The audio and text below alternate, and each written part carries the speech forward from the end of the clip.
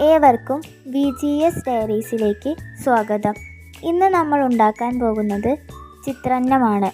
ഇതിലേക്ക് 1 കിലോ സവാള, വെളുത്തുള്ളി, കറിവേപ്പില, പൊട്ടുകടല, ഉണക്കമുളക് എന്നിവയാണ് വേണ്ടത്. ഒരു പാത്രത്തിലേക്ക് വെളിച്ചെണ്ണ ഒഴിച്ച് അത് ചൂടാകുമ്പോൾ അതിലേക്ക് കറിവേപ്പില, ഉണക്കമുളക് എന്നിവ ചേർത്ത് നന്നായി മൂപ്പിച്ചെടുക്കാം. കുറച്ച് മൂത്തതിന് ശേഷം അതിലേക്ക് മാറ്റി വെച്ചിരിക്കുന്ന പൊട്ടുകടല ചേർത്ത് കൊടുത്ത് വീണ്ടും മൂപ്പിക്കാം. ഇതിന് ശേഷം മാറ്റി വെച്ചിരിക്കുന്ന വെളുത്തുള്ളി ചേർത്ത് നന്നായി ഇളക്കി കൊടുക്കാം.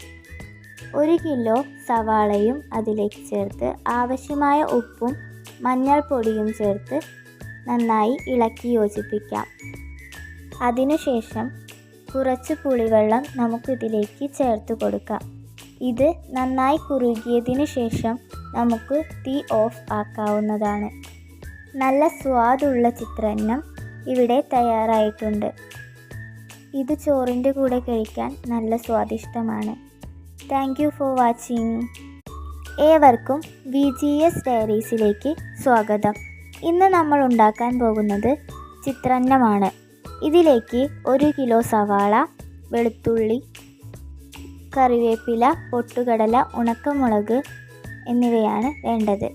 ഒരു പാത്രത്തിലേക്ക് വെളിച്ചെണ്ണ ഒഴിച്ച് അത് ചൂടാകുമ്പോൾ അതിലേക്ക് കറിവേപ്പില, ഉണക്കമുളക് എന്നിവ ചേർത്ത് നന്നായി മൂപ്പിച്ചെടുക്കാം.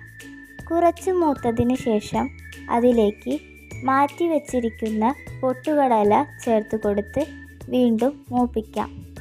ഇതിന് ശേഷം മാറ്റി വെച്ചിരിക്കുന്ന വെളുത്തുള്ളി ചേർത്ത് നന്നായി ഇളക്കി കൊടുക്കാം.